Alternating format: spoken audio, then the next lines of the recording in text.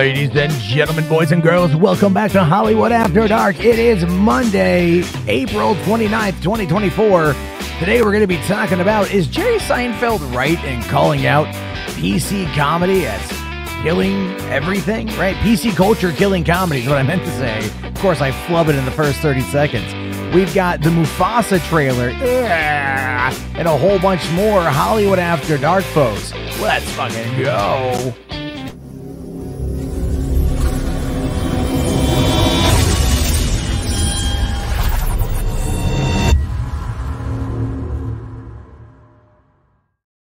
Hey, what's going on, everybody? How you all doing? Welcome back to Hollywood After Dark. It is, of course, Tuesday. There's a lot to get to. We have Seinfeld roasting PC culture, Fallout doing exceptionally well in the streaming game to the point of where I'm even being asked about it in public when I wear my Fallout hoodie. And there's a Netflix Scooby-Doo show that's coming, a live-action drama from Greg Berlanti, the guy behind Riverdale and the Arrowverse, is going to do what Mindy Kaling did to Velma's character, I guess. We'll talk more about that as we get into it. A couple things here to dive into first.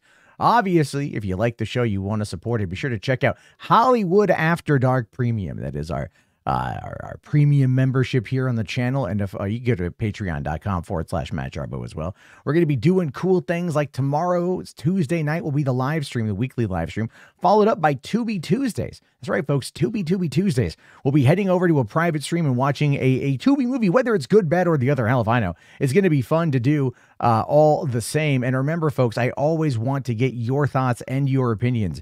Be sure to call in to our 24-hour-a-day, 7-day-a-week voicemail line, the Hollywood After Dark voicemail line. Don't worry, folks.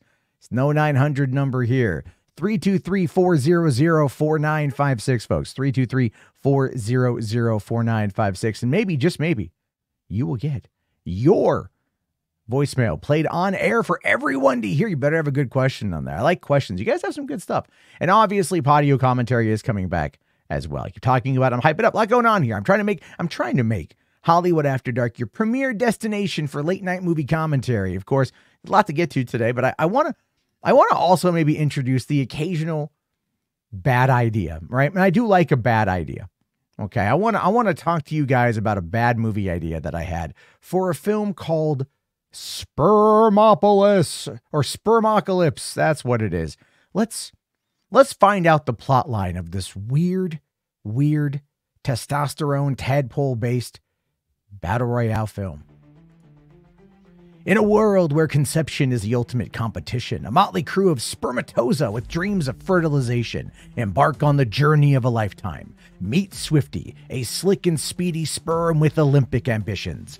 Bubba, a clumsy but lovable lug with a heart of gold, and Chad, the arrogant alpha sperm who thinks he's God's gift to the gene pool. When the prestigious egg games are announced, promising the winner the honor of fertilizing the egg, every spermatozoon worth its flagellum flocks to the arena. But this is no ordinary competition. It's a full-blown gladiator extravaganza. Under the watchful eye of the wise and witty commentator Professor Tisty, the sperm battle through a series of absurd challenges, dodges, contraceptive barriers, navigating treacherous cervix mazes, and even facing off against the fearsome white blood cell warriors. As alliances form and betrayals abound, our hero must confront their deepest fears and insecurities. Can Swifty outrun the competition? Will Bubba stumble his way to victory? And can Chad's overinflated ego survive the trials of the spermatic arena? That, of course, is Spermocalypse, folks, coming to you clearly from the Jizz Network here. Jarbo's Intimate Zesty Zings. Bad ideas abound. Hollywood After Dark is full of them. But with that aside, folks, let's dive into the first thing of the day. I want to talk about this here. This is the MUFASA trailer. We're just going to kind of touch on it for a second while it kind of plays in the background a little bit. Of all things to ever stop and ask Disney why would you do such a thing? Why would you try to go back to something that didn't work 5 years ago, that no one looks at through the lens of any kind of cultural relevancy, and decide, we're going to spend hundreds of millions of dollars doing a photorealistic version of a prequel to a beloved classic, right? This is MUFASA, the Lion King.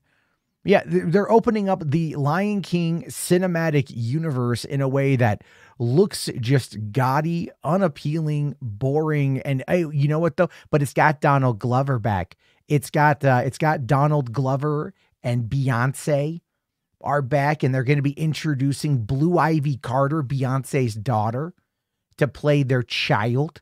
That they're going to clearly be listening to Rafiki tell the story of Mufasa. God, this thing looks terrible. And I want to bring more positivity. I could be wrong. But when you think about a movie like this, you don't really think like anything of value. It comes out this Christmas. It's Disney's big Christmas movie because there's no Star Wars. There's no Avatar. So they're going to dump this lifeless carcass of an abomination on audiences at the same time as Sonic the Hedgehog 3. We've already found out. We've already discovered. We've already determined that Sonic the Hedgehog clearly is going to be an ultimately bigger hit. Now, look, I know what some people out there are going to say, but Matt, it's Beyonce. They're going to have Beyonce all over the marketing. They're going to have Beyonce's daughter all over the marketing. Cowboy Carter just came out, Matt. Beyonce went country. The Alabamans, the Louisianans, the Tennesseans, the Kentuckians, the Missourians, the Texans, the Floridians, the Georgians, the South Carolinians, the North Carolinians, the Virginians, the West Virginians, the Ohioans, whatever really constitutes as the South. Oh, they're all going to show up in numbers, right? All those people rocking them Trump flags. They're all going to come out now because Beyonce released a country album. I don't know, folks. I'm looking at this. I think to myself, this is kind of dumb. All right. It's like, Disney obviously is going to milk every IP like Luke Skywalker milking that weird creature from The Last Jedi. And they're going to suck it down, much like Luke Skywalker sucked down that weird tit milk in The Last Jedi. And they're going to keep doing this because people obviously keep paying them. I didn't watch The Lion King in theaters. I waited for it to come out on Disney Plus. And Jon Favreau, that's probably the worst movie that Jon Favreau has made. That's probably the worst film Jon Favreau has made, even though it's $1 billion movie. And everyone likes to remind me that, I did $1 billion, but I did pretty good. It's just doing its thing. Yeah, sure. Look, you can look at this here and it's like, it looks photorealistic. Yeah, you can tell some CG and whatever else, right? Obviously it's, dealing with all that stuff, but it just looks so also fake. It looks so ridiculous. It looks so dumb. It just looks like it's another movie, right? Mufasa, the Lion King. And then you can see here, like, who the cast is. Okay, you've got Seth Rogen, Billy Eichner, Donald Glover, Mads Mikkelsen, Thandie Newton, and then, of course, introducing Blue Ivy Carter with Beyonce Knowles Carter. And that's what they have to do. And then, Lin-Manuel Miranda is doing some music for it.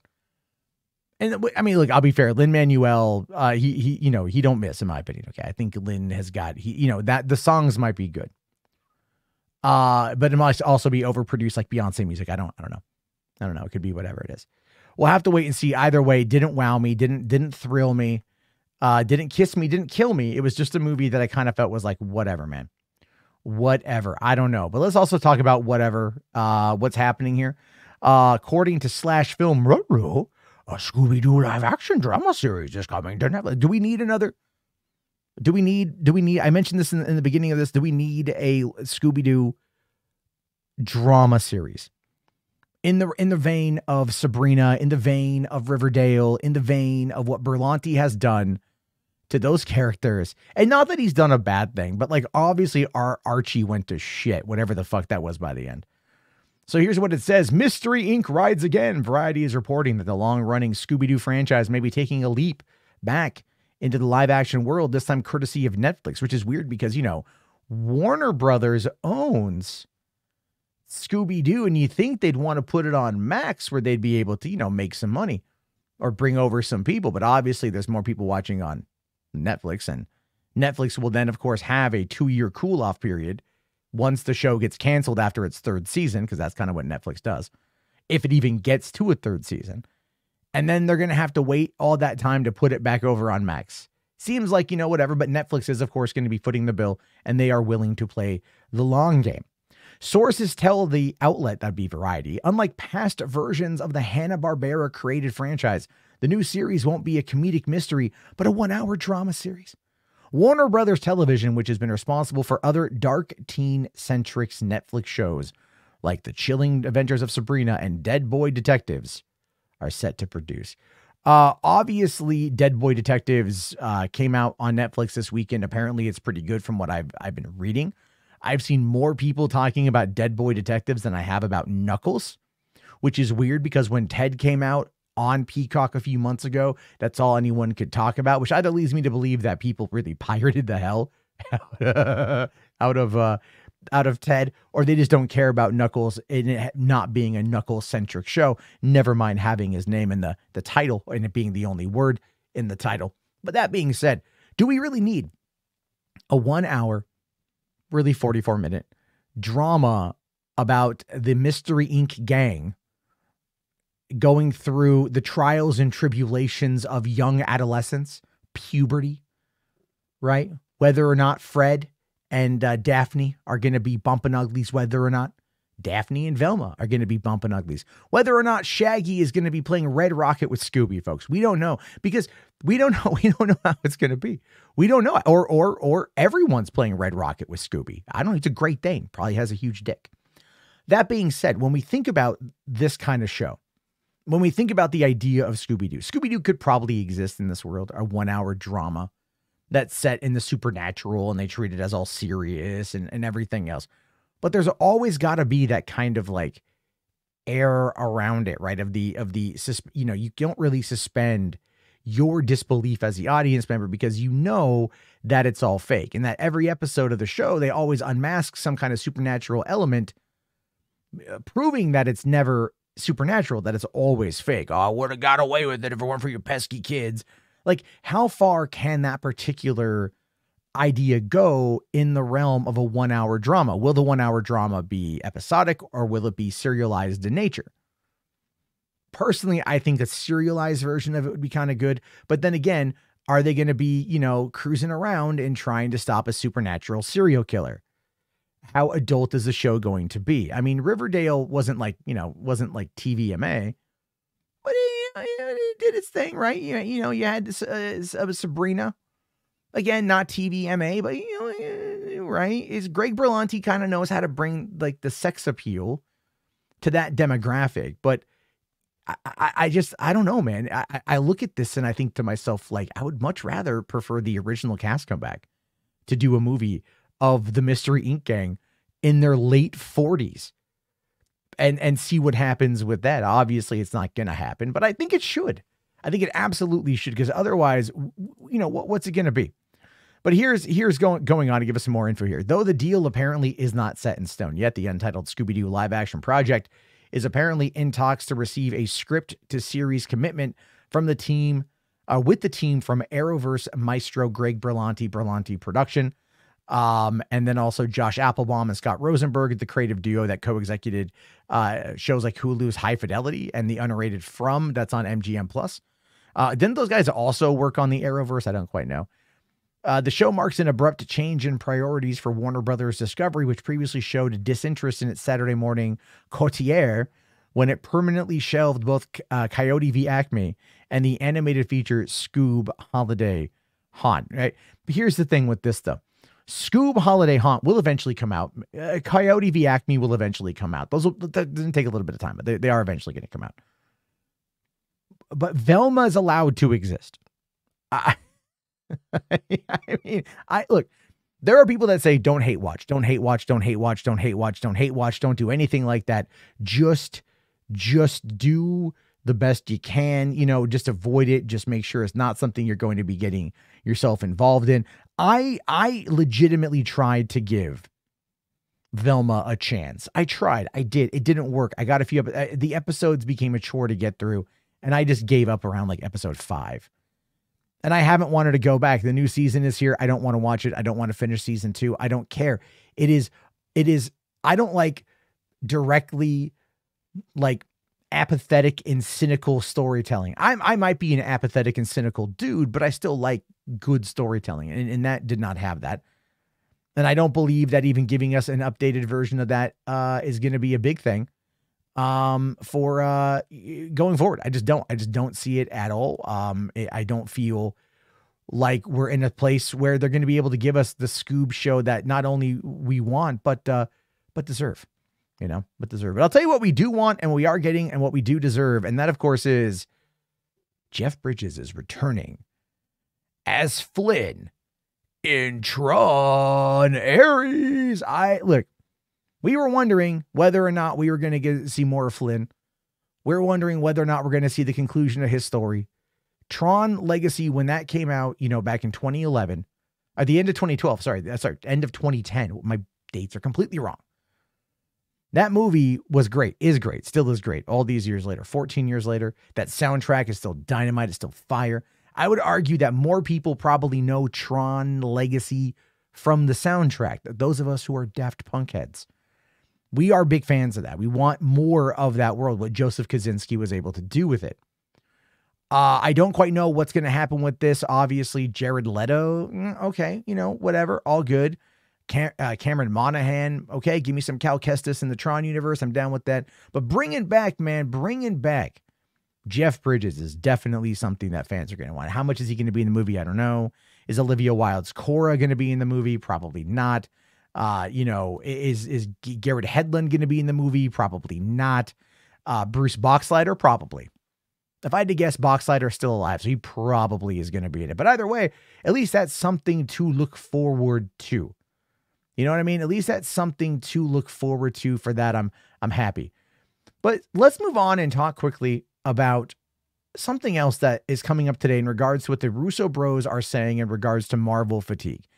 And this is coming in through Games Radar interview posted here by Culture Crave, saying the Russo Bros don't believe in superhero fatigue and think Marvel's recent struggles are due to big generational divide about how you consume media. And I do think that we are in a space right now where the consumption of media is very varied, actually, depending on who you talk to, depending on who you engage with and what you engage with and how you engage with it, right? The younger generation has no problem watching things on TikTok, watching things on their phone. The older generation, would be like, the boomers or Gen Xers, they have no problem watching on their big screen TV from the comfort of their home without having to deal with the kids. They don't want to deal with the kids. They don't want to deal with the youngins. And I don't blame them. For the amount of money it costs now to go see a movie, you want an experience. That's what you really want. But you're not always going to get it. You're not always going to end up in that world. And that's unfortunate. People are voting with their wallet by just staying home. And that is very much impacting movies. And so going on to say here, the Russo Bros, one of them, says there's a generation that's used to appointment viewing and going to a theater on a certain date to see something, but it's aging out. Meanwhile, the new generation are, I want it now. I want to process it now. And then moving on to the next thing, which they process whilst doing two other things at the same time. It's a very different moment in time than it's ever been. And so I think everyone, including Marvel, is experiencing the same thing, this transition. And I think that it's really probably what's at play more than anything else. And now, look, there's more to that, but we're going to kind of look at this here for a second. He's not wrong. The younger generation, they want it here. They want it now. They want it their way. Okay. They do. They want it like fucking Burger King. All right. Make it your way. Okay. That's what they want. They want that because that's the world, that the digital world that they grow up in. That's the digital world that they live in. I'm what's known as a Zennial, and I'm sure that quite a number of you are probably in that same similar age range, or maybe a little bit younger, but know what the early days of technology of the digital world was like. I grew up in a very analog world where we still had tape players, eight-track players, record players, black and white televisions. And then a couple years later, there was the explosion of technology moving us into the digital age, moving us into the internet age. And then things started to change, especially when people were able to get DVDs on good quality. Home video movies in the 90s blew up. People wanted to watch at home as well as going to the theater. People love good storytelling. People love to watch this kind of stuff. They do enjoy going to the theater. But nowadays, with the cost, with the accessibility, with the comfort, you don't need appointment viewing when everything is streaming. You can watch it on your own. And maybe that's one of the reasons why we need to kind of go back to this cable television model of not having binging, of not having, streaming be as prolific as it is, kind of pull back a little bit, have things happen at the same time, build up that global community of people who are there by appointment in order to have those conversations and really kind of bring it back around again. But I don't think the younger generation would really jump on board with that because, yeah, they're into everything being instant gratification. I can go right now to Starbucks and get a latte. Takes 10 minutes. You know, I can go on Pornhub and find something to watch and then take care of some stuff and then be done with that in like 10 minutes. Instant gratification. And as technology gets better, as the advancement of technology gets better and things become easier and more accessible and things along those lines, folks, that's exactly what we are going to see. And I know not everybody wants to, you know, acknowledge that. And I get that. I do. I understand that. I get it. But we do have to remember that we are in a changing world. But the quote goes on. We have never collectively, globally processed our conversation so intimately and quickly as we do now. I think that creates problems where we overprocess and don't care about context anymore. We communicate through memes and headlines with nobody reading past 2 sentences. So everything's 100 characters or less, or 10-second videos on social media to swipe through. I think that the 2-hour format, the structure that goes into making a movie, is over a century old now, and everything always transitions. So there is something happening again, and that form is repetitive. But it's hard to reinvent that form, and I think that this next generation is looking for ways to tell their own stories that service their own sort of collective ADHD. And look, young people might agree with that, they might disagree with that, but I think he's very, very correct on that. Our viewing habits have changed. Okay. I complained about Fallout dropping all 8 episodes at once because I wanted to savor it week to week, but I ended up binging it anyway. X-Men 97 week to week. I've let almost all the episodes past episode 3 backlog so I can sit down and I can watch them in a bulk hit. Now, I want people to be able to experience it how they want to experience it. If you want to binge it, just wait. If you want to do it week to week, you have your option. I think the more options in that front are available. But it is difficult in this day and age to always be ready for that appointment when it happens. Even though I do like that, it is hard, especially with me. I'm a father of 2. I work full-time as a driver. I work 10 to 12-hour shifts. I have obligations. I have things I have to do. It makes it very, very, very difficult in order to be able to sit down and watch what I want to watch as often as I want to watch. I got into a conversation the other day with one of my coworkers, and he was like, he literally said, he's like, I wish I was at a point in my life again where I could sit down and I could watch a movie a day. And I'm like, I'm right there with you, man. We're both the same age. He's like a month older than me. We're both 42. We're both in that same age. We just want to sit down and enjoy movies and watch them, but it's so difficult to do. And that's a big part of just how much content there is, the accessibility to content, the overwhelming nature of content, the infinite scroll of Netflix, which is how I think they get you. I think at this point, Netflix buys so much content that they know you're just going to infinitely scroll, end up eventually running out of time to watch anything new, find something older that's more comforting, watch that, go to bed, and then still pay them $18 a month or whatever they charge now for everything. And I think a lot of the companies are doing that because that's just all I see when I go on there. It's like, it's very hard to find those recommendations. Maybe AI will help with that.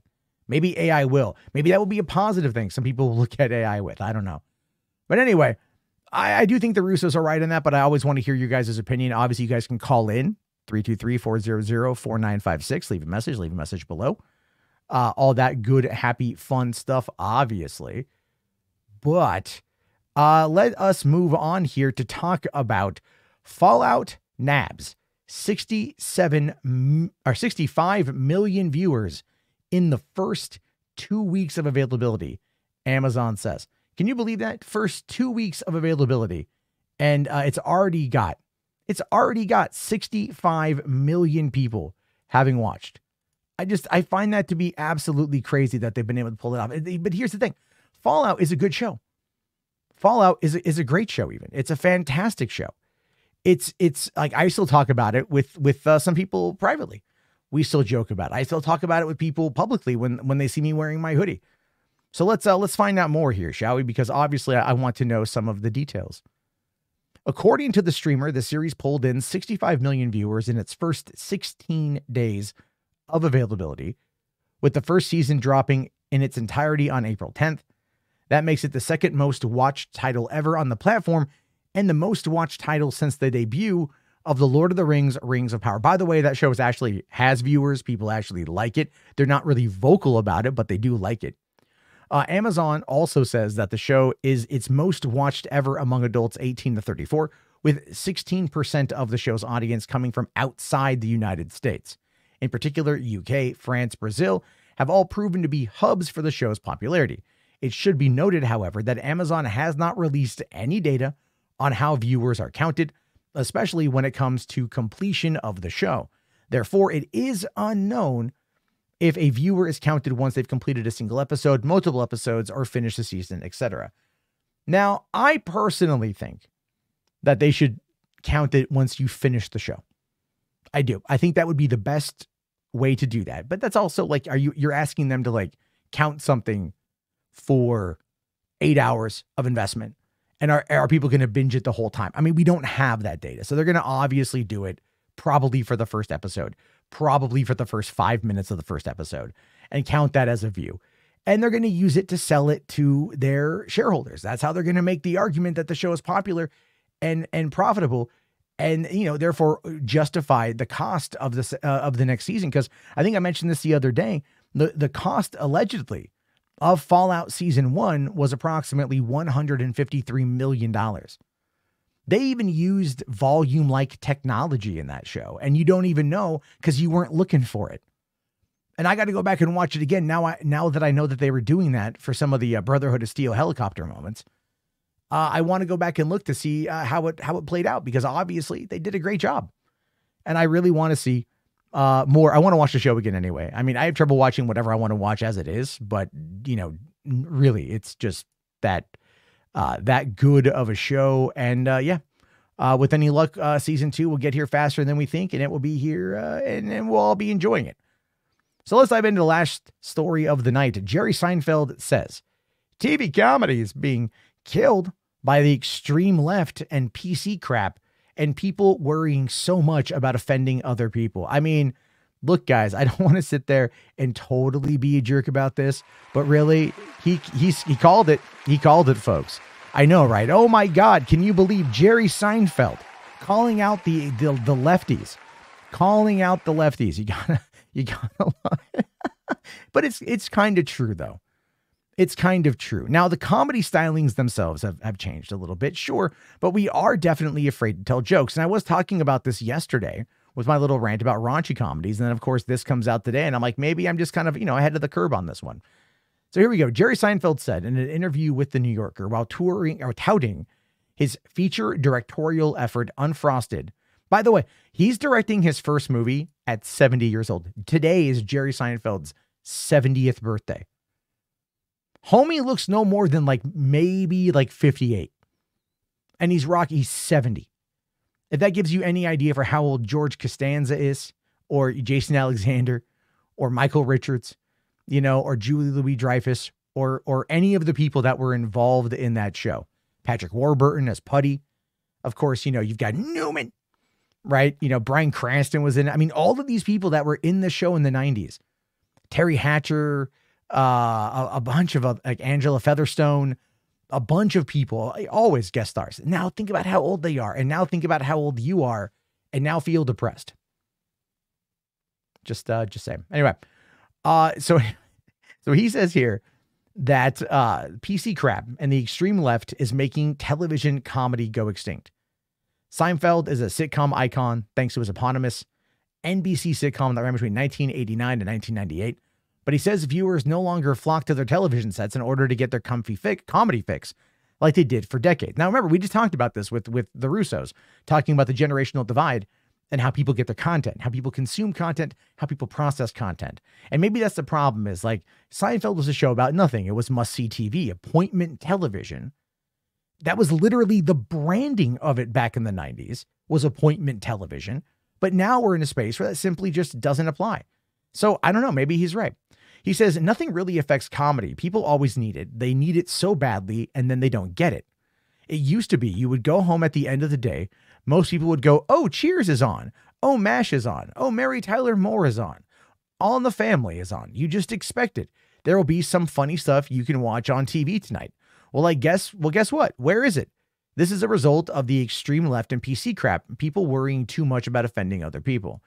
I mean, in many ways, yeah, but then you also look at a lot of the stuff that's on Netflix, and it's a really, really, really raunchy comedies, really raunchy adult animated shows, things along those lines. But those are not something that you're going to get on network television. You're going to get reruns of The Big Bang Theory, which make me want to Big Bang blow my brains out. You know, I mean, it's nerd blackface. Look it up. It's true. 100%. Anyway, saying here, Seinfeld noted that comedy fans are now going to see stand-up comics because we are not policed by anyone. The audience polices us. We know when we're off track. We know instantly, and we adjust to it instantly. But when you write a script and it goes into 4 or 5 different hands, committees, groups, here's our thoughts on this joke. Well, that's the end of your comedy. And he's not entirely wrong about that. And I say that because, you know, you hear about late night comedians, right? They'll write their draft of the monologue or whatever they're doing. They have to then send that to legal in order for legal to look at the jokes and go, this is or is not defamation. This can or cannot get us in trouble. And then they got to run it through the producers, run it up through the network. Everybody else gets their hands on it, and they will veto jokes, or they'll axe jokes, or they'll rewrite jokes, or they'll do whatever, because this is mass market entertainment that is now so corporately controlled. And it always kind of was, but there was what it feels like, at least a time where there was more openness. And that was something that Netflix kind of provides, which may be something that one of the reasons why Seinfeld is doing his first feature film at Netflix. But still, I think he makes a good point here.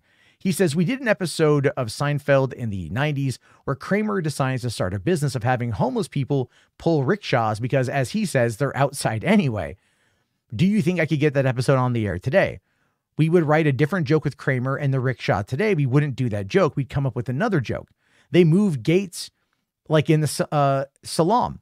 What? I don't even know what that is. Anyway, culture, the gates are moving. Your job is to be agile and clever enough to be that wherever they put the gates, I'm going to make the gate. That's kind of an odd analogy. I get what he's saying is like, you know, you got to be able to kind of like, you know, if they're going to move the needle, you got to be able to like still thread that needle despite where it's at, you know, so you got to be like really, really on your game to be able to pull that off. And again, like I totally understand that. And I think it's something that we need to kind of like work on, but he is kind of right there about stand-ups, right? Stand-ups have this freedom. Content creators online have this freedom. I can make jokes about cum all I want on this show. Will I make any money on it? No, because I'm making sexualized humor jokes that aren't going to do well with the advertisers that are going to run on this channel. So that's why it's the audience that supports financially. They're the ones that are basically like doing the same thing here. This is kind of like stand-up, right? But I'm covering the news, trying to be funny, all those things while we're discussing it. And that's where he's really, really, really like not wrong on that. And I do feel we are at a point now where comedy has got to draw a line in the sand. And people have just got to say, we want to laugh. And if some of it's offensive, I think that's okay. Because if you're offended by it, you don't got to watch it. I look, maybe that's not like, that's a bad liberal part on my part. You know, that's a bad thing to say, but I'm at that point now. I'm just at that damn point where I look at the stuff, the tone policing on Twitter, all that nonsense on Twitter.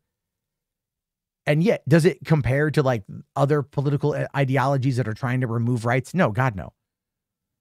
But comedy is comedy, and comedy has to stay comedy. And I think a lot of people out there agree with me. I think a lot of people out there will agree with me. I think you should call in. Hollywood After Dark call-in line. I want to hear from you guys about this. 323-400-4956. If you can call in and leave a voicemail, I want to hear your thoughts on this because it's a topic. It's a big, massive topic. But finally tonight, guys, let's get to today's This or That, brought to us by our good pal Garrick Groover, giving me these great breakdowns. Today's challenge, folks. Alexander, Oliver Stone's Alexander, starring Colin Farrell. I don't know why I'm doing that, right? Angelina Jolie, Val Kilmer, Jared Leto, Rosario Dawson, Anthony. I can't get the Trump voice out of my mouth. Or Troy. Wolfgang Petersen's 2004 epic with Brad Pitt as Achilles himself. I'm going to probably go with Troy, to be honest with you, because Alexander is like, that's a neat movie. Troy is at least like very straightforward, right? Obviously, Helen of Troy, beer-flavored nipples. Everybody wants them. Not everyone can have them. But the movie's really good. Great epic. May Wolfgang Petersen rest in peace. I don't quite know what Oliver Stone was doing with Alexander, but maybe you like it, and I want to hear why you like it in the comment section. But that being said, folks, thank you so much for watching. Hollywood After Dark today. Look forward to talking to you guys tomorrow on the live show, Tuesday nights, 9 p.m. Pacific Standard, here, 3 Buck Theater on YouTube. Thank you guys again. We will talk to you all later. Have yourself a good one. Remember to like the video, like the stream. If you're on Twitter, follow me at mjarbo. Join up, become a channel member, support the show. Only way to do it, guys. Only way to do it. All right, everybody. Have yourself a great one. Peace out.